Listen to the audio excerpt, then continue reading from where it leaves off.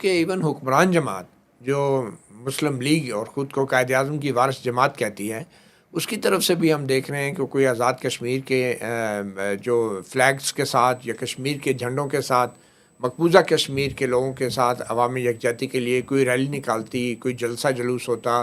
کوئی تقریبات ہوتی، تو صرف کچھ تصاویر ہیں جو شاہراہوں پہ لٹکا دی گئی ہیں، اور حکمران جماعت کی طرف سے بھی کسی قسم کا مقبوضہ کشمیر کے عوام کے ساتھ اظہار یکجہتی کے لیے کوئی جلسہ جلوس یا ریلی نہیں نکالی گئی۔ خوف شاید یہی تھا کہ اگر ہم ریلیز نکالیں گے تو پھر پی ٹی آئی کا جو احتجاج ہے وہ بھی، اس کو بھی ریلی نکالنے کی اجازت ایک دینی پڑے ریلی گی۔ جو ہے وہ میرے خیال میں روٹین کی ہوتی ہے، وزارت خارجہ سے یا ریڈ زون کے ایریا میں کوئی بچے بلا وہ کے اس نکالی طرح گئی ہے، کر کوئی کے اسکول کے بچوں کو بلا کے جی فارمیلٹی جو ہے وہ تو ضرور کی گئی ہے۔ جی جی مگر یہ ایک بہت بڑا تضاد ہے، میں سمجھتا ہوں کہ کم از کم حکمران جماعت جو کہ اپنے آپ کو عوام کی امنگوں کا ترجمان کہتی ہے، اور